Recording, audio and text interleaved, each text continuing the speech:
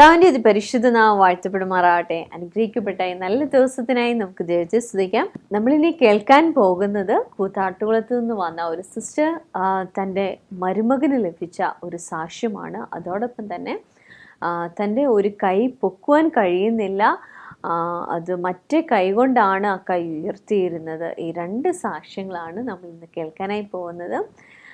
കർത്താവിൻ്റെ അത്ഭുത പ്രവർത്തിക്കായി നന്ദി പറയാം.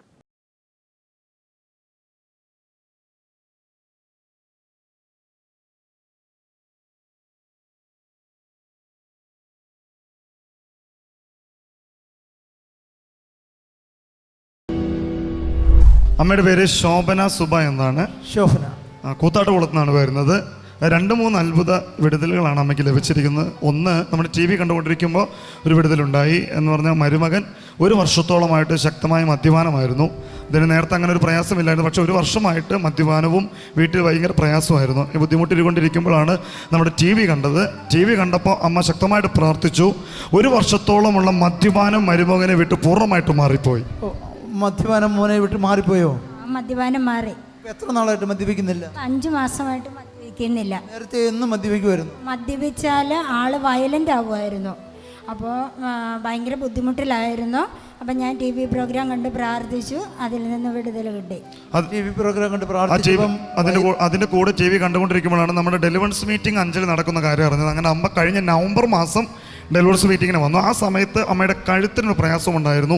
2-3 വർഷമായിട്ട് ഡോക്ടേഴ്സ് പറഞ്ഞത് അവിടുത്തെ തേയ്മാനം ഉണ്ടായിട്ട് 10% അമ്മയ്ക്ക് അവിടെ മസിലിന് വളർച്ച, ബാക്കിയെല്ലാം 90% വളർച്ച നഷ്ടപ്പെട്ടു എന്നാണ് പറഞ്ഞത്. അതിൻ്റെ കൂടെ കൈക്കും പ്രയാസമുണ്ടായിരുന്നു.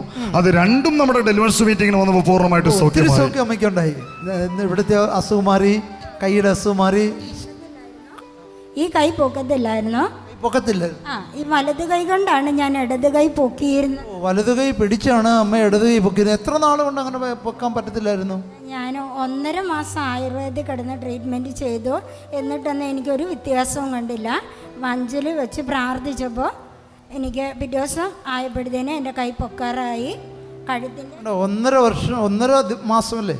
1.5 മാസം അമ്മ ഹോസ്പിറ്റലിൽ കിടന്ന് ചികിത്സിച്ചിട്ടും ഒരു വിടുതലും കാണാഞ്ഞത് ഒരൊറ്റ പ്രാർത്ഥന കഴിഞ്ഞപ്പോൾ, ഡെലിവറൻസ് മീറ്റിംഗിൽ നിന്ന് പ്രാർത്ഥന കഴിഞ്ഞപ്പോൾ അമ്മയ്ക്ക് അത് പൊക്കാനായിട്ട് പറ്റി അല്ലേ? ഇപ്പോഴും നിന്ന് 4 മാസത്തിന് മുമ്പ് അല്ലേ? അതിനുശേഷം ബുദ്ധിമുട്ടുകളൊന്നുമില്ല. ഇല്ല, ബുദ്ധിമുട്ടുകളൊന്നും. അതിനുശേഷം നമ്മുടെ ഫെബ്രുവരി മാസം ഇവിടെ മീറ്റിങ്ങിന് വന്നപ്പോൾ ഒരു അത്ഭുതം ഉണ്ടായി. കാലിനൊരു പുകച്ചിലുണ്ടായിരുന്നു, അതും കൂടെ കർത്താവ് പൂർണ്ണമായിട്ട് എടുത്തു മാറ്റി. പുകച്ചിലും മാറ്റി. അമ്മയ്ക്ക് ഒത്തിരി സൗഖ്യം കിട്ടി. ഒത്തിരി യേശുവിനെ സ്നേഹിക്കുക. ഓക്കെ അമ്മേ.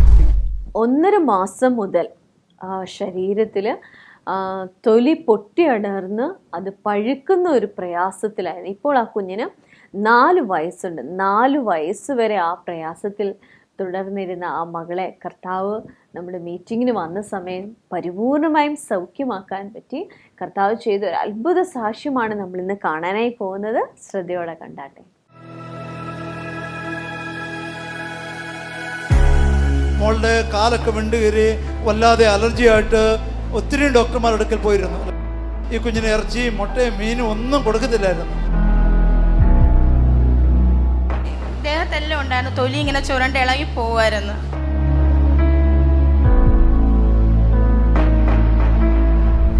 ഇവർക്ക് ഈ മോളുടെ സാക്ഷ്യമാണ് പറയാനുള്ളത്. ഈ മോളുടെ സാക്ഷ്യമാണ്. മോളുടെ പേര് വൈഗ എന്നാണ്. വലിയൊരു കാര്യമാണ് പറയാനുള്ളത്. മോൾക്ക് 1.5 മാസം പ്രായമുള്ളപ്പോൾ മുതൽ ഇപ്പം നമുക്ക് 4 വയസ്സുണ്ട്. മോളുടെ കാലൊക്കെ വിണ്ട് കയറി വല്ലാതെ അലർജിയായിട്ട് ഒത്തിരി ഡോക്ടർമാരുടെ അടുക്കൽ പോയിരുന്നു. അല്ലെങ്കിൽ ഹോമിയോപ്പതി കഴിച്ചു, ഇംഗ്ലീഷ് മരുന്ന് കഴിച്ചു. എന്നിട്ട് യാതൊരു വിധത്തിലും വ്യത്യാസം ഉണ്ടാകാതെ നമ്മുടെ ചെങ്ങന്നൂർ മീറ്റിങ്ങിന് വന്ന് പ്രാർത്ഥിച്ചു. പ്രാർത്ഥിച്ചതിന് ശേഷം ഏകദേശം 3-4 മാസം മുമ്പ് അതെ കുഞ്ഞിന് പൂർണ്ണ സൗഖ്യമായി എന്ന് ഈ സിസ്റ്റർ പറയുന്നത്. മാത്രമല്ല സിസ്റ്റർ പറയുന്നത് ഈ കുഞ്ഞിന് ഇറച്ചി, മുട്ടയും, മീനും ഒന്നും കൊടുക്കത്തില്ലായിരുന്നു, ഒന്നും കഴിക്കാൻ പറ്റത്തില്ലായിരുന്നു. ഇപ്പം മീനും ഇറച്ചി, മുട്ട എല്ലാം കൊടുക്കുമെന്നൂടെ കൈയടിച്ചൊരു ആമീൻ പറഞ്ഞേ. മോളെ എവിടെയായിരുന്നു ഈ കൊച്ചിന്റെ പ്രയാസം ഉണ്ടായിരുന്നേ? വിണ്ട് കയറിയിരിക്കുമായിരുന്നു. പിന്നെ ദേഹത്തെല്ലാം ഉണ്ടായിരുന്നു, തൊലി ഇങ്ങനെ ചുരണ്ട ഇളകി പോവായിരുന്നു. തൊലി മൊത്തം കയ്യില് എല്ലാ ഇത് മൊത്തം പോകുമായിരുന്നു പോലെ. അപ്പോൾ നമുക്ക് ഇങ്ങനെ കൈ ഇങ്ങനെ പൊട്ടി വരുമായിരുന്നു. ദേഹം പൊട്ടി ഇരിക്കുമായിരുന്നു. അതിൽ ഇങ്ങനെ ഈ ചല ഇങ്ങനെ പുറത്തേക്ക് വരുമായിരുന്നു. ദേഹം മുഴുവൻ പൊട്ടിയിട്ട് ചലം പുറത്തു വരുമായിരുന്നു. അപ്പോൾ അങ്ങനെ ഞങ്ങൾ ആദ്യം ഹോമിയോ കാണിച്ചു, ആദ്യം ഇംഗ്ലീഷ് കാണിച്ചു, പിന്നെ ഹോമിയോ കാണിച്ചു. എന്നിട്ടും യാതൊരു കുറവും വരുന്നില്ലായിരുന്നു. 1.5 വയസ്സ് മുതൽ 1.5 വയസ്സ് തൊട്ട് തുടങ്ങിയതായിരുന്നു. എത്ര വയസ്സ് വരെ?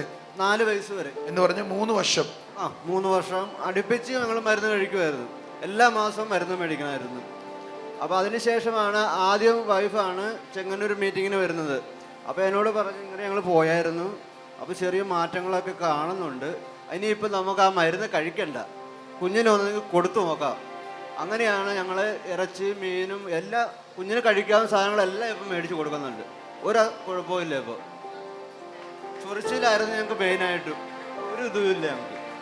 നിങ്ങൾ ശ്രദ്ധിച്ചേ, ഈ മോളെ ചൊറിച്ചിലിനേക്കാൾ ഉപരി ദേഹം പൊട്ടിയിട്ട് ചല ഒഴുകുമായിരുന്നു.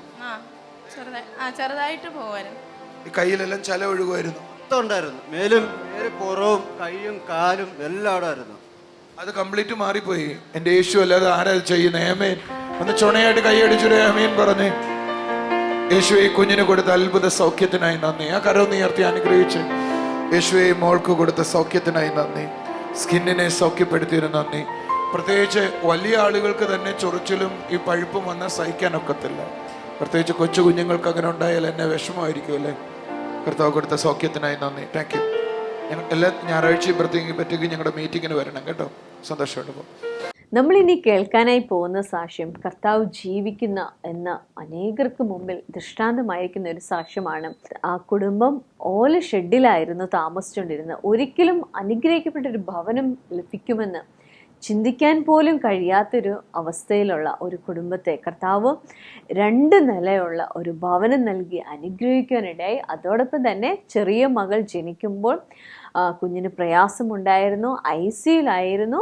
എന്നാൽ കർത്താവ് ആ കുഞ്ഞിനെയും പരിപൂർണമായും സൗഖ്യമാക്കി. നമുക്ക് ആ സാക്ഷ്യമൊന്ന് കാണാം. സഹോദരി ഒരു ഷെഡിലാണ് താമസിച്ചു കൊണ്ടിരുന്നത്, വീടില്ലായിരുന്നു. ആൾക്കാർ വഴി കൂടെ പോണവരൊക്കെ പറയും ഒരു കൂലിപ്പണിക്കാരെ 2 നില വീട് കെട്ടിയിരിക്കണു. ബ്രദർ പറഞ്ഞു നിങ്ങൾ സ്വപ്നം കാണി നിങ്ങൾക്ക് കിട്ടും പറഞ്ഞു. ഇപ്പം എങ്ങനെ പ്രാർത്ഥിക്കുമ്പോൾ എൻ്റെ മനസ്സിൽ 2 നില വീടിൻ്റെ സ്വപ്നം കണ്ടു. ഇത് നമുക്ക് നടക്കുമോ?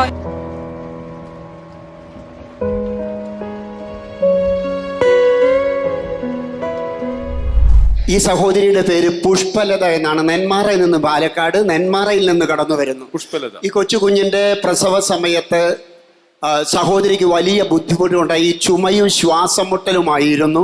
തന്നെയല്ല കൊച്ച് മഷി ഇറക്കി, വൈദ്യശാസ്ത്രത്തിൽ പറയുന്ന രീതിയാണ്, മഷി ഇറക്കി ഉടനെ തന്നെ പ്രശ്നങ്ങളായി. സഭയിൽ വിളിച്ച് പ്രാർത്ഥിച്ചു, അത്ഭുതകരമായ സൗഖ്യം ഉണ്ടായി എന്നാണ് ആദ്യത്തെ സാക്ഷ്യം. രണ്ടാമത് ഈ സഹോദരി ഒരു ഷെഡിലാണ് താമസിച്ചു കൊണ്ടിരുന്നത്, വീടില്ലായിരുന്നു, ഒരു ഷെഡിലായിരുന്നു താമസിച്ചിരുന്നത്. 2018 ഡിസംബർ മാസത്തിൽ ഡെലിവറൻസ് ക്യാമ്പിൽ അത്ഭുതകരമായി ദൈവം പ്രവർത്തിച്ചു. ഇപ്പോൾ 2 നില വീടിൻ്റെ 2ാമത്തെ ഫ്ലോറ് പണിതുകൊണ്ടിരിക്കുന്നു. അത്ഭുതകരമായ സാക്ഷ്യവുമായിട്ടാണ് സഹോദരി കടന്നു വന്നിരിക്കുന്നത്. കാര്യങ്ങളെ അടിച്ചൊന്ന് കർത്താവിനെ സ്തുതിച്ചാട്ടെ. സിസ്റ്റർ തന്നെ ഒന്ന് പറഞ്ഞു. പ്രസവ സമയം മഷി അഴുകി ICUലൊക്കെ ആയിരുന്നു. ICUലായിരുന്നു. ഡോക്ടേഴ്സ് എന്തോ അപ്പോൾ ഡോക്ടർ പ്രസവം നിർത്തണം ഇവർ പറഞ്ഞപ്പോൾ ഡോക്ടർ നിർത്താൻ പറ്റില്ല, കുട്ടീൻ്റെ കാര്യം ഗുരുതരമാണ്, ഞങ്ങൾ നിർത്തിത്തല്ല. അപ്പോൾ ഇവർ അച്ഛൻ ദൈവം നമ്മളെ പ്രാർത്ഥിക്കുന്ന ദൈവം കൂടെയുണ്ട്, ഇതോടുകൂടി ചർച്ച വിളിച്ചു കുറിച്ച് പ്രാർത്ഥിച്ച് ഇതോടെ നിർത്തണം. പിറ്റേ 4 ദിവസം കഴിഞ്ഞിട്ട് ഞാൻ കുട്ടീനെ കാണാൻ പോയി. ICUല് ഓപ്പറേഷൻ കയറാൻ പറ്റില്ല സ്റ്റെപ്പ്. 4 ദിവസം കഴിഞ്ഞ് പോകുമ്പോൾ ഇവൻ കമന്നിങ്ങനെ കിടക്കണം. അപ്പോൾ പ്രാർത്ഥിച്ചു, കുട്ടീൻ്റെ മേലെ കൈവച്ച്, യേശപ്പാ നീ തന്ന ദാനമാണ് കർത്താവേ, എനിക്കൊരു ആൺകുഞ്ഞിനെ വേണം പറഞ്ഞ് ഫസ്റ്റ് ചർച്ചിൽ ഞാൻ എഴുതി പ്രാർത്ഥിച്ചു. അപ്പോൾ എല്ലാം ഞാൻ പ്രാർത്ഥിച്ച് കിട്ടിയ കുട്ടിക്ക് ഒന്നും വരില്ല, ഇവിടെ കിടക്കണ കുട്ടിയല്ല, എൻ്റെ കയ്യിലേക്ക് തന്നെ വേഗം വരണം. പിറ്റേ ദിവസം ഡോക്ടർ പാല് കൊടുക്കാൻ പറഞ്ഞപ്പോൾ പാല് കുടിച്ചു. ICUന്ന് മാറ്റി അവർ വേറെ ICUൽ കയറ്റണം, അത് ചെറിയ ICUൽ. പിറ്റേ ദിവസം തന്നെ എൻ്റെ കയ്യിൽ തന്നു ഡോക്ടർ, ഇനി കുട്ടിക്ക് നീ പാല് കൊടുത്തോ കുഴപ്പമില്ല, അങ്ങനെ ഇവനെ ആക്കി തന്നു. കർത്താവ് കൊടുത്ത വിടുതലിനായിട്ടൊന്ന് കരങ്ങളെ അടിച്ചൊന്ന് സ്തുതിച്ചാട്ടെ. ആ വീടിന്റെ കാര്യം ഡെലിവറി മീറ്റിംഗ് ഫസ്റ്റ് വരുമ്പോൾ ഞങ്ങൾ ഒരു ഷെഡിലാണ്. അപ്പോൾ ബ്രദറിൻ്റെ അടുത്ത് അവിടെ ഫസ്റ്റ് പ്രാർത്ഥിക്കുമ്പോൾ അച്ഛന് മേലെ പൈസയായി ഒരു സജി ഉണ്ടായിരുന്നു. അപ്പം അത് പ്രാർത്ഥിച്ചു, അത് നേരായി. ഞങ്ങൾ മാസം 300 രൂപ വെച്ച് പ്രാർത്ഥിക്ക് കൊടുക്കുന്നുണ്ട്. പിന്നെ അതുപോലെ ഇവർ പറയുന്നത് ഇവരുടെ ഇല്ലായ്മയിൽ മാസം ഒരു ദിവസം 10 രൂപ വെച്ച് 10 for ഗോസ്പലിന് ഇവർ പൈസ കൊടുക്കുമായിരുന്നു. ഇവർ ഷെഡിലായിരുന്നു താമസിച്ചത്. എന്നാൽ ഇവർ സ്വപ്നം കാണുന്നതിന് അപ്പുറമായിട്ട് കർത്താവ് 2 നിലയുള്ള വീടാണ് കൊടുത്തത്. കരങ്ങളെ ഒന്ന് അടിച്ചൊന്ന് കർത്താവിനെ സ്തുതിച്ചാട്ടെ. ആൾക്കാർ വഴി കൂടെ പോണവരൊക്കെ പറയും ഒരു കൂലിപ്പണിക്കാരെ 2 നില വീട് കെട്ടിയിരിക്കണം. അപ്പുറത്തൊക്കെ പോലീസ്, SI, ടീച്ചർമാർ, അവരൊക്കെ ഇവര് ഈ ലൈനിലെ ചെറിയ ചെറിയ ജോലിക്കാരൊന്നും ഒക്കെ വലിയ വലിയ ആൾക്കാരെ, ഇവര് കൂലിപ്പണിക്കാർ 2 നില വീട് കെട്ടിയിരിക്കും.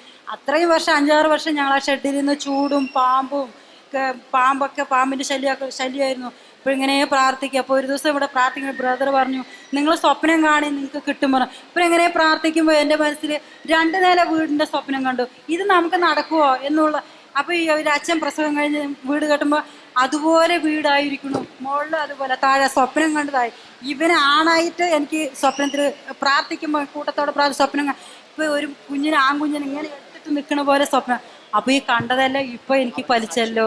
നല്ലൊരു ദൈവത്തിനെയാണല്ലോ ഞാൻ പ്രാർത്ഥിക്കുന്നത്. സിസ്റ്റർ പറയുന്നത് ഇവിടെ നിന്ന് പ്രാർത്ഥിക്കുമ്പോൾ തന്നെ സിസ്റ്ററിന്റെ ഉള്ളിൽ കർത്താവ് ദർശനത്തെ കൊടുത്തു, ഒരു ആൺകുഞ്ഞിനെ ലഭിക്കുന്ന ദർശനത്തെ കൊടുത്തു, 2 നിലയുള്ള വീട്, ആ കാഴ്ച ദർശനത്തെ കൊടുത്തു. അവർ വിശ്വസിച്ചു. ഇത് രണ്ടും ജീവിതത്തിൽ കർത്താവ് വെളിപ്പെടുത്തുവാനിടയായി. കരങ്ങളൊന്ന് വീശിയൊന്ന് കർത്താവിനൊന്ന് സ്തുതിച്ചാൽ സന്തോഷത്തോടെ. കർത്താവിന് മുൻപിൽ ഒന്നും അസാധ്യമായിട്ടില്ലല്ലോ. 4 വർഷമായിട്ടും സംസാരിക്കാൻ കഴിയാത്ത ഒരു കുഞ്ഞിനെ കർത്താവ് തൻ്റെ അത്ഭുത കരം നീട്ടി സൗഖ്യമാക്കുവാനിടയായി. നമ്മുടെ മീറ്റിങ്ങിന് വന്നതിന് ശേഷം ആ കുഞ്ഞ് സംസാരിക്കുവാനിടയായി. ആ അത്ഭുത സാക്ഷ്യം നമുക്കൊന്ന് കാണാം.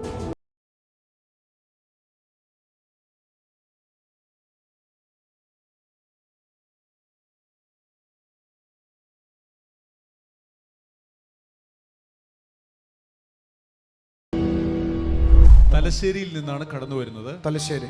ഇവർ പറയുന്നത് കഴിഞ്ഞ 4.5 വർഷമായിട്ട് കുഞ്ഞിന് സംസാരശേഷി ഇല്ലായിരുന്നു.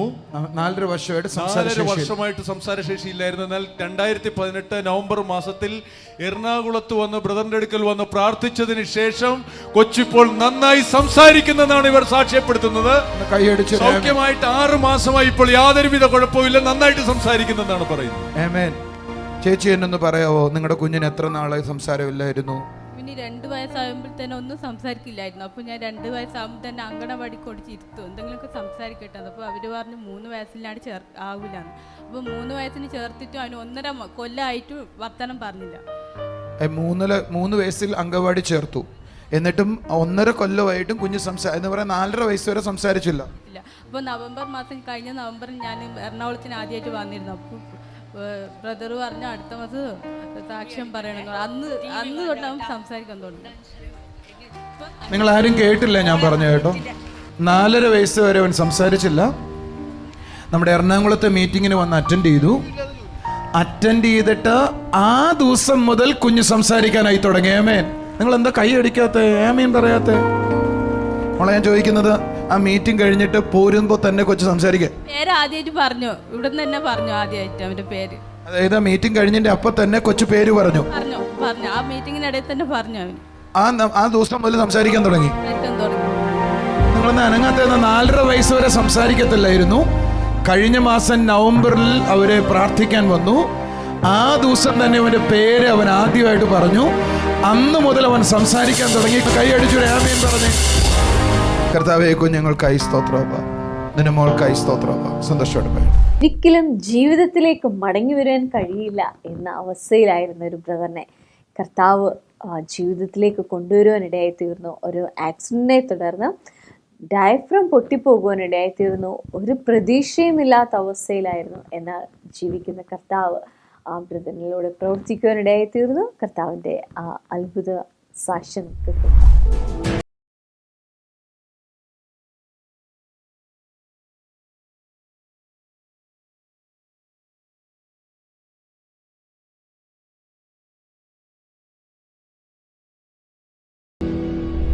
ബ്രദറിന്റെ പേര് ഷിബു എന്നാണ്. ഇടുക്കി തൊടുപുഴയിൽ നിന്ന് വരുന്നത്. ഒരു വലിയൊരു ആക്സിഡന്റിൽ നിന്ന് സഭയുടെ ഒന്നടങ്കമുള്ള പ്രാർത്ഥന പോലും പുതിയ ജീവിതത്തിലേക്ക് വന്ന സാക്ഷ്യമായിട്ടാണ് ബ്രദർ നിൽക്കുന്നത്. കഴിഞ്ഞ ജനുവരി 4-ാം തീയതി ഒരു ബസ്സുമായിട്ട് തൻ്റെ വാഹനം കാറ് ഡ്രൈവ് ചെയ്യുമ്പോൾ ഇടിച്ചു. വലിയൊരു ആക്സിഡൻ്റ് ആയി. അവസാനം സ്റ്റീറിങ് ഇടിച്ചിട്ട് പുറത്ത് പൊട്ടില്ല, പക്ഷെ അകത്തെ ഡയഫ്രം ബലൂൺ പൊട്ടണ പോലെ പൊട്ടി. വളരെ സീരിയസ് ആയിട്ട് ബോധമില്ലാതെ ക്രിട്ടിക്കൽ സ്റ്റേജിൽ കൊണ്ടുകെട്ടി 12 ദിവസത്തോളം വെന്റിലേറ്ററിൽ കിടന്നു. രക്ഷപ്പെടാൻ യാതൊരു സാധ്യതയുമില്ലായിരുന്നു. നമ്മുടെ എറണാകുളം ചർച്ചും അഞ്ചലത്തെ പ്രയർ സെന്ററിലൊക്കെ വിളിച്ചു പ്രാർത്ഥിച്ചു. ജനുവരി 26 തീയതി കർത്താവ് പൂർണ്ണമായിട്ട് സൗഖ്യം കൊടുത്തു. ഇന്ന് നമ്മുടെ മുമ്പിൽ ജീവനുള്ളൊരു സാക്ഷിയായിട്ട് നിൽക്കുന്നു. പൂർണ്ണ ആരോഗ്യത്തോടെ നിൽക്കുക. ബ്രദർ എന്ന് പറഞ്ഞാട്ട് കഴിഞ്ഞ ജനുവരി 4 തീയതി ബസ്സുമായിട്ട് കാർ കൂട്ടിയിടിച്ചിട്ട് സ്റ്റീറിങ് വന്ന പ്രസ്സായി ഡയഫ്രം പൊട്ടി. പുറമേ മുറിവില്ല, ഉള്ളിൽ ഡയഫ്രം പൊട്ടിയിട്ട് കുടൽ ഹാർട്ടിനകത്ത് വന്ന് കയറി ഹാർട്ട് സ്റ്റക്കായി. പിന്നെ പെട്ടെന്ന് കോലഞ്ചേരി ഹോസ്പിറ്റലിൽ കൊണ്ടുപോയി. അവിടെ 5.5 മണിക്കൂറോളം ഓപ്പറേഷൻ നടത്തിയിട്ട് 12 ദിവസത്തിന് ശേഷമാണ് ബോധമാകുന്നത്. ആ സമയത്ത് ഭാര്യയും മോളും കൂടി പ്രയർ ലൈനിൽ വിളിച്ച് പ്രാർത്ഥിച്ചു. പിന്നെ എല്ലാവരുടെയും പ്രാർത്ഥന കൊണ്ട് മാത്രം ഡോക്ടർ തന്നെ പറഞ്ഞു, ഒരു കാരണവശാലും ഇങ്ങനെ വരാൻ സാധ്യതയില്ല, നിങ്ങൾ ശരിക്കും പറഞ്ഞാൽ 3-4 ദിവസത്തേക്ക് ഇവിടുന്ന് വിട്ടുപോയിട്ട് ഇതിനെ തിരിച്ചു വന്നതാണെന്ന്. 3-4 ദിവസത്തേക്ക് നിങ്ങളുടെ ജീവൻ ഇല്ലാത്തൊരവസ്ഥയായിരുന്നു എന്നാണ് ഡോക്ടർ പറഞ്ഞു. ഈ ബ്രദർ മരിച്ചു പോയതാണ്. 3-4 ദിവസം ഈ ബ്രദറിന് ജീവനേ ഇല്ലായിരുന്നു എന്ന് പറഞ്ഞിടത്തുനിന്ന് പ്രയർ ലൈനിൽ വിളിച്ച് പ്രാർത്ഥിച്ചപ്പം, ചർച്ചിലെ സഭയിലെ വിശ്വാസികൾ വിളിച്ച് പ്രാർത്ഥിച്ചപ്പം ഈ ബ്രദറിന് നഷ്ടപ്പെട്ട ജീവനെ ദൈവം ലാസറിനെ ജീവനിലേക്ക് മരണത്തിൽ നിന്ന് മടക്കി വരുത്തിയ പോലെ ഈ ബ്രദറിനെ മടക്കി വരുത്തി. ഇപ്പം പൂർണ്ണ ആരോഗ്യത്തോടെ ഇവിടെ നിർത്തിയിരിക്കുക അല്ലേ ബ്രദറെ? അപ്പോൾ പൂർണ്ണ ആരോഗ്യത്തോടെ നിർത്തിയിരിക്കുമ്പോൾ ഇനി നമുക്ക് കർത്താവിനെ ഉയർത്തുകയും സുവിശേഷ പ്രവർത്തനത്തിൽ വളരെ സജീവമാവുകയും ചെയ്യണം. Okay brother. ഹല്ലേലൂയ. നാം കണ്ടുകൊണ്ടിരിക്കുന്ന ഓരോ സാക്ഷ്യങ്ങളും നമ്മുടെ ജീവിതത്തിൽ വിശ്വാസത്തെ വർദ്ധിപ്പിക്കുവാൻ തക്കവണ്ണം ഇടയാകുന്നു. അടുത്തതായി നാം കാണാനായി പോകുന്നത് പത്തനംതിട്ടയിൽ നിന്ന് വന്ന ഒരു ഫാമിലി താൻ പ്രഗ്നൻ്റ് ആയിരിക്കുന്ന സമയത്ത് ഡോക്ടേഴ്സ് പറഞ്ഞത് തേങ്ങയുടെ വലുപ്പത്തിൽ ഒരു ഫൈബ്രോയിഡ് വയറ്റിലുണ്ട്, അതുകൊണ്ട് ആ കുഞ്ഞിനെ അബോർട്ട് ചെയ്യണം, ആരോഗ്യമുള്ള ഒരു കുഞ്ഞിനെ ലഭിക്കില്ല എന്നാണ്. എന്നാൽ ആ കുടുംബം ഇന്ന് വളരെ സന്തോഷത്തോടു കൂടെ നമ്മുടെ മുമ്പിൽ സാക്ഷ്യം പറയുവാനായിരിക്കുന്നു, ആരോഗ്യമുള്ള ഒരു പെൺകുഞ്ഞുമായിട്ട്. നമുക്കതൊന്ന് കണ്ടു നോക്കാം.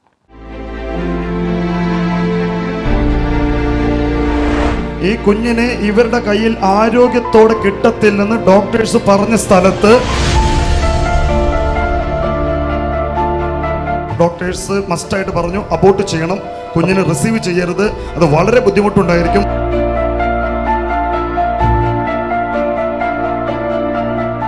നമ്മൾ ചിന്തിക്കുന്നതിനപ്പുറം ഒരു തേങ്ങയേക്കാൾ വലുപ്പമുള്ള ഫൈബ്രോയിഡാണ് അവരുടെ ശരീരത്തിൽ. രഞ്ജു രതീഷ് എന്നാണ് ബ്രദറിന്റെ പേര്. രഞ്ജു രതീഷ്, പത്തനംതിട്ടയിൽ നിന്നാണ് വരുന്നത്. ഓക്കെ. ഈ കുഞ്ഞിനെ ഇവരുടെ കയ്യിൽ ആരോഗ്യത്തോടെ കിട്ടത്തില്ലെന്ന് ഡോക്ടേഴ്സ് പറഞ്ഞ സ്ഥലത്ത് ബ്രദർ പ്രാർത്ഥിച്ചതിന് ശേഷം ആരോഗ്യമുള്ളൊരു കുഞ്ഞിനെ കർത്താവ് കൊടുത്തിരിക്കുകയാണ്. ആമേൻ. കൈയടിച്ച് കർത്താവിനെ സ്തുതിച്ച്. ആമേൻ. സിസ്റ്റർ പ്രഗ്നൻസി ആയിരിക്കുന്ന സമയത്ത് ഡോക്ടേഴ്സ് പറഞ്ഞു വയറ്റിലൊരു ഫൈബ്രോയിഡ് ഉണ്ട്. നമ്മൾ ചിന്തിക്കുന്നതിനപ്പുറം ഒരു തേങ്ങയേക്കാൾ വലുപ്പമുള്ള ഫൈബ്രോയിഡാണ് അവരുടെ ശരീരത്തിൽ. തേങ്ങയേക്കാൾ വലുപ്പമുള്ള ഫൈബ്രോയിഡ് നിമിത്തം കുഞ്ഞിനെ ഡോക്ടേഴ്സ് മസ്റ്റായിട്ട് പറഞ്ഞു അബോർട്ട് ചെയ്യണം, കുഞ്ഞിനെ റിസീവ് ചെയ്യരുത്, അത് വളരെ ബുദ്ധിമുട്ടുണ്ടായിരിക്കും. മാത്രമല്ല കുഞ്ഞ് ജനിച്ചു കഴിഞ്ഞാൽ ആരോഗ്യമുള്ളൊരു കുഞ്ഞിനെ നിങ്ങൾക്ക് കിട്ടത്തില്ലെന്ന് പറഞ്ഞു. കാരണം തേങ്ങയുടെ വലിപ്പമുള്ള ഒരു ഫൈബ്രോയിഡ് അകത്തിരിക്കുവോ. അതിന്റെ കൂടെ തൈറോയിഡ് ഉണ്ടായിരുന്നു, മറ്റു പ്രശ്നങ്ങളും ഉദരത്തിലുണ്ടായിരുന്നു. ആ സമയത്താണ് നമ്മുടെ മീറ്റിങ്ങിനെ കുറിച്ച് അറിഞ്ഞത്. ഈ ബ്രദർ വിശ്വാസത്തോടെ ഈ ഫാമിലിയോട് കടന്നു വന്ന് പ്രാർത്ഥിച്ചു. അത്ഭുതം സംഭവിച്ചത് 4 മാസമായി ആരോഗ്യമുള്ളൊരു പെൺകുഞ്ഞിനെ കർത്താവ് കൊടുത്തിരിക്കുന്നു. കൈയടിച്ചു ആമേൻ പറഞ്ഞാട്ടെ. ഡോക്ടർമാര് പറഞ്ഞത് ഇങ്ങനൊരു കുഞ്ഞ് ആരോഗ്യമായി കിട്ടില്ല എന്ന് തന്നെയാണോ? കിട്ടില്ല എന്നായിരുന്നു പറഞ്ഞത്. അതിന്റെ കാരണം എന്തുവായിരുന്നു? തൈറോയ്ഡ് ഹൈ ആയിരുന്നു. വയറ്റിനകത്ത് എന്തോ ഉണ്ടായിരുന്നു എന്ന് പറഞ്ഞു. ഫൈബ്രോയിഡ് ഉണ്ട്. വലിപ്പം എത്രയോ? തേങ്ങയുടെ വലിപ്പം ഉണ്ടെന്ന് പറഞ്ഞു. ശരിയാ, 18 ഇഞ്ചസ് വലിപ്പം ഉണ്ടായിരുന്നു. 18 സെന്റിമീറ്റർ വലിപ്പമുള്ള മുഴ, ഏകദേശം എത്രയും വലിപ്പമുള്ള മുഴ. ഒന്ന് കൈയടിച്ച് കർത്താവിനെ സ്തുതിച്ച് ആമേൻ. അതിന്റെ ഇടയിൽ ഒരു കൊച്ചിനെയും കൂടെ കർത്താവ് വളർത്തി ആരോഗ്യത്തോടെ അതിനെ പ്രസവിപ്പിച്ചു. കർത്താവിന് കൈയടിച്ചു കർത്താവിനെ സ്തുതിച്ച്. താങ്ക് യു കർത്താവ്. ഈ കുഞ്ഞിനെ കൊടുത്ത ആരോഗ്യത്തിനായി സ്തോത്രം. ഇടേ നല്ല തടിയായിട്ടിരിക്കുവാണല്ലോ ഇയാള്. നമ്മൾ ഇന്ന് കേൾക്കാനായി പോകുന്നത് കർത്താവ് ചെയ്ത ചില അത്ഭുത സാക്ഷ്യങ്ങളാണ്. ആറ്റിങ്ങിൽ നിന്ന് വന്ന ഒരു സിസ്റ്റർ തൻ്റെ മകൾക്ക് കർത്താവ് ചെയ്ത ഒരു അത്ഭുത സാക്ഷ്യമാണ് ഇന്ന് നാം കേൾക്കാനായി പോകുന്നത്. മകൾ ജനിച്ച് 3-ന്റെ അന്ന് വേസ്റ്റ് ഉള്ളിൽ പോയതിനെ തുടർന്ന് ഓപ്പറേഷൻ ചെയ്യുവാനിടയായി. അതേ തുടർന്ന് 2 വയസ്സോളം ആഹാരം കഴിക്കുവാൻ കഴിയില്ലായിരുന്നു. ഒരു വേദനയുള്ള ഒരു അനുഭവമായിരുന്നു ആ കുടുംബത്തിനുണ്ടായിരുന്നത്. എന്നാൽ കർത്താവ് ആ കുഞ്ഞിനെ പരിപൂർണമായിട്ടും സൗഖ്യമാക്കി. നമുക്ക് ആ സാക്ഷ്യം ഒന്ന് കാണാം.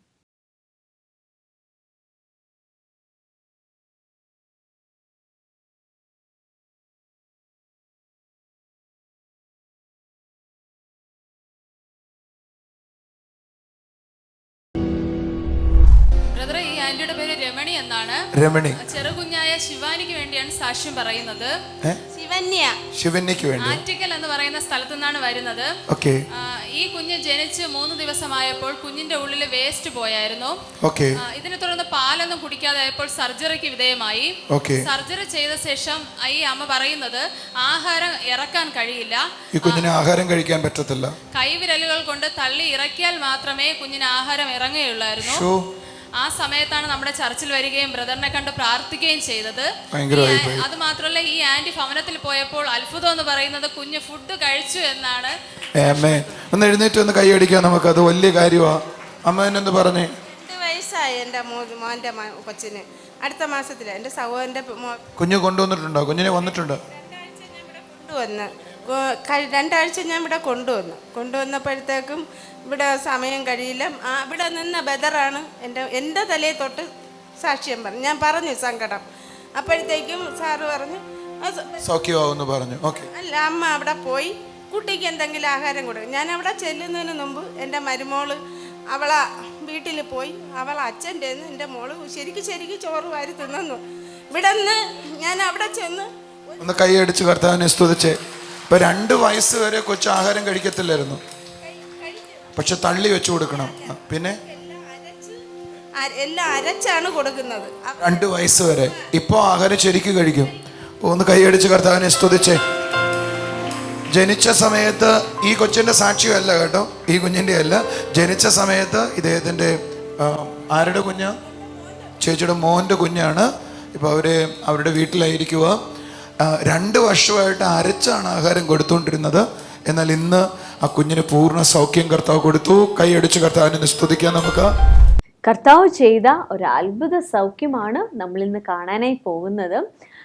2 വർഷത്തോളം നട്ടിലിൽ കമ്പിയിട്ടതിനെ തുടർന്ന് കുനിയുവാനോ ഒരു ജോലി ചെയ്യുവാനോ കഴിയാത്ത 10ാം ക്ലാസ്സിൽ പഠിക്കുന്ന ഒരു വിദ്യാർത്ഥിയാണ് നമ്മളോടിന്ന് സാക്ഷ്യം പറയാനായി പോകുന്നത്. അമ്മ സഹായിച്ചിട്ടാണ് എല്ലാ കാര്യങ്ങളും തൻ്റെ ജീവിതത്തിൽ ചെയ്യുവാൻ കഴിഞ്ഞിരുന്നത്. നമുക്ക് ആ സാക്ഷ്യം ഒന്ന് കേൾക്കാം. കണ്ടിട്ടുണ്ട്. ഇത് വളരെ അത്ഭുതകരമായ ഒരു സാക്ഷ്യമായിട്ടാണ് മോള് നമ്മുടെ മുമ്പിൽ നിൽക്കുന്നത്. ഇത് 6 മാസം മുമ്പ് എറണാകുളത്ത് മീറ്റിംഗിൽ വെച്ച് ബ്രദർ അങ്ങോട്ട് ദൂത് പറഞ്ഞൊരു കാര്യമാണ്. ലിയ മരിയ എന്നാണ് മോളുടെ പേര്. ഇവിടെ കണ്ണൂർ തളിപ്പറമ്പെന്ന് വരുന്നു. നട്ടല് വളഞ്ഞിട്ട് 2 വർഷമായിട്ട് സ്റ്റീൽ കമ്പിയിട്ട് നീര് വെച്ച് കുനിയാനോ ഇരിക്കുവാനോ ഒരു കണക്കിന് സാധ്യമല്ലാതെ ഭാരപ്പെട്ട് എറണാകുളത്ത് വന്നപ്പോൾ ബ്രദർ പറഞ്ഞു, അങ്ങോട്ട് ദൂത് പറഞ്ഞു. ആ സമയം തന്നെ പൂർണ്ണമായിട്ട് സൗഖ്യമായി. കൈയടിച്ചു. നികിത എന്നൊന്ന് പറഞ്ഞ എന്താ മോൾക്കുണ്ടായേ? നീ എത്രാം ക്ലാസ്സിലാണ് പഠിക്കുന്നേ? 10ൽ എഴുതിയിട്ട് നിൽക്കുക. ഓക്കെ, നല്ല മാർക്ക് കിട്ടുമോ? നല്ല മാർക്ക് കിട്ടുമെന്ന് പറയടി, പറ. ഓക്കെ, എന്താ മോൾക്ക് സംഭവിച്ചെന്ന് മോള് ക്ലിയർ ആയിട്ട് പറഞ്ഞേ. 10ാം ക്ലാസ് പഠിക്കുന്ന കൊച്ചിന് പറയാനൊക്കെ അറിയാം. നട്ടലിന് വളവായിരുന്നോ? എന്നിട്ട് ഓപ്പറേഷൻ ചെയ്തു. അത് കഴിഞ്ഞിട്ട് നീര് വെച്ചു. അതെല്ലാം ഇപ്പൊ പോയി. അതായത് നട്ടലിന് ഓപ്പറേഷൻ ചെയ്തതിന് ശേഷം സ്റ്റീൽ റാഡ് ഇട്ടു. അതിനുശേഷം മോളുടെ നട്ടലിന് നീര് വെച്ചു. സൈഡില് നീര് വെച്ചു. ഏത് ഭാഗത്തായിട്ടാണ് നീര് വെച്ച്? ആ ഹിപ്പിന്റെ സൈഡിൽ. ഓക്കെ. എന്നിട്ട് ഇവിടെ വന്ന് പ്രാർത്ഥിച്ചപ്പോൾ എല്ലാം പോയി. അത്ര സിമ്പിൾ ആയിട്ട് പറഞ്ഞോ നീ? ഒന്നും കുനിയാനും ഒന്നും സ്വന്തമായിട്ടും ചെയ്യാനും പറ്റില്ലായിരുന്നു. എത്ര നാള് പറ്റില്ലായിരുന്നു? 2 വർഷത്തോളായിട്ട്. 2 വർഷം ഈ നട്ടലിന്റെ ഓപ്പറേഷന് ശേഷം ഇവൾക്ക് കുനിയാനോ നിവരാനോ സാധിക്കില്ലായിരുന്നു. എല്ലാം സ്വന്തമായിട്ടൊന്നും ചെയ്യാൻ പറ്റില്ല. എല്ലാം ഞാൻ തന്നെയാണ് ചെയ്തു കൊടുത്തത്. എന്നിട്ട് നീ എന്തടി ഒറ്റ വാക്കിൽ പറഞ്ഞു കളഞ്ഞേ? ഒരു ഇടിയും കൂടെ കൊടുക്കട്ടെ ഞാൻ. പറ, നിനക്ക് കുനിയാനും നിവരാനൊന്നും പറ്റത്തില്ലായിരുന്നോ? അത് പറയണ്ടേ? വലിയ കാര്യമല്ലേ അത്? ഇപ്പൊ എങ്ങനെയാ? ടോയ്ലറ്റിലൊന്നും പോകത്തില്ല അവള്? ഒന്നും ചെയ്യാൻ പറ്റില്ലായിരുന്നു. വാഷ്റൂമിലൊന്നും പോകാൻ പറ്റത്തില്ല? കുനിഞ്ഞിരിക്കാൻ പറ്റത്തില്ല? ഇല്ല. എന്തുവായിരുന്നു അതുകൊണ്ടുള്ള പ്രധാന പ്രശ്നങ്ങൾ? എന്തൊക്കെയായിരുന്നു? സ്റ്റീലിട്ട് പിന്നെ ഇവക്ക് മൊത്തം നീര് വെക്കുമായിരുന്നു ചെയ്ത സ്ഥലത്ത്. പിന്നെ ഡോക്ടർ പറഞ്ഞു കുനിയാനും നിവരാനൊന്നും സാധിക്കില്ല ഇപ്പോഴൊന്നും, അത് ജോയിൻ്റ് ആയതിനു ശേഷം മാത്രമേ അങ്ങനെ പറ്റുള്ളൂ എന്നാ പറഞ്ഞേ. ആ നീര് ചർച്ച വന്ന് പ്രാർത്ഥിച്ചിട്ട് അന്ന് മുതൽ മാറി.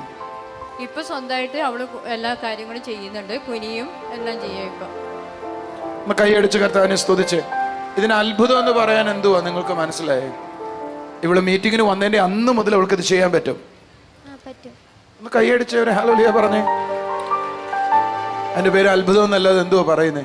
സന്തോഷമായിട്ട് പോയിട്ട് നമുക്ക് ഒരു നിമിഷം പ്രാർത്ഥിക്കാം. സ്വർഗീയ പിതാവേ, കർത്താവെ, ഞങ്ങൾ ഇന്ന് കണ്ട ഓരോ സാക്ഷ്യങ്ങളിലൂടെയും കർത്താവെ അവിടുത്തെ അത്ഭുത പ്രവൃത്തിയെ ഞങ്ങൾക്ക് കാണാനായി കഴിഞ്ഞതിന് നന്ദി പറയുന്നപ്പാ. കർത്താവെ, ഞങ്ങളുടെ ഉള്ളിൽ പകർന്ന ആ വിശ്വാസത്തിനായി നന്ദി പറയുന്നു. ജീവിതത്തിലായിരിക്കുന്ന ഓരോ സാഹചര്യങ്ങളിലും കർത്താവിൻ്റെ പ്രവൃത്തി അനുഭവിക്കുവാൻ തക്കോണം ഈശോപിച്ച കർത്താവെ ഞങ്ങളുടെ മേൽ പകർന്ന അവിടുത്തെ വിശ്വാസത്തിനായി നന്ദി പറയുന്നു. കർത്താവെ, thank you Jesus, thank you Jesus. കർത്താവെ, അവിടുത്തെ പ്രവൃത്തിക്കായി നന്ദി പറയുന്നു. ഈ പ്രോഗ്രാം കണ്ടുകൊണ്ടിരിക്കുന്ന ഓരോ കുടുംബങ്ങളെയും അവിടുത്തെ കരങ്ങളിൽ ഏൽപ്പിക്കുന്നപ്പാ. യേശുവേ, അവിടുത്തെ കൃപയ്ക്കായി നന്ദി പറയുന്നു. യേശുവേ, അവിടുത്തെ പ്രവൃത്തിക്കായി നന്ദി പറയുന്നു. യൂട്രസിലുണ്ടായിരിക്കുന്ന അണുബാധയെ തുടർന്ന് ഈ പ്രോഗ്രാം കണ്ടുകൊണ്ടിരിക്കുന്ന ആ വ്യക്തി അവിടുത്തെ കരങ്ങളിൽ ഏൽപ്പിക്കുന്നപ്പാ. യേശുവിൻ്റെ നാമത്തിൽ കർത്താവെ, ആ വ്യക്തി ഇപ്പോൾ തന്നെ സൗഖ്യമാവട്ടെ അപ്പാ. യേശുവേ, ആ വ്യക്തി ഇപ്പോൾ തന്നെ സൗഖ്യമാവട്ടെ. അവിടുത്തെ പ്രവൃത്തി ഉണ്ടാവട്ടെ അപ്പാ. Thank you Jesus, thank you Jesus. കർത്താവെ, അവിടുത്തെ കൃപയ്ക്കായി നന്ദി പറയുന്നു.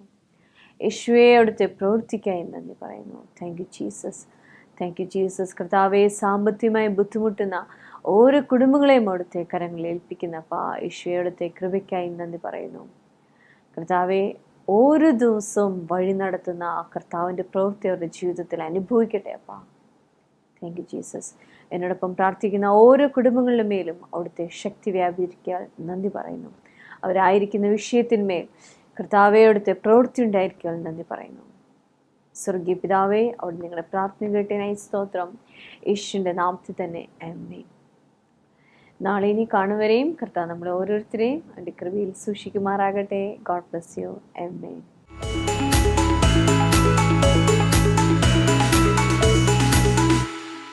ഞങ്ങളുടെ വിലാസം: Jesus World Global Worship Centre, Anchal, Kollam, Kerala.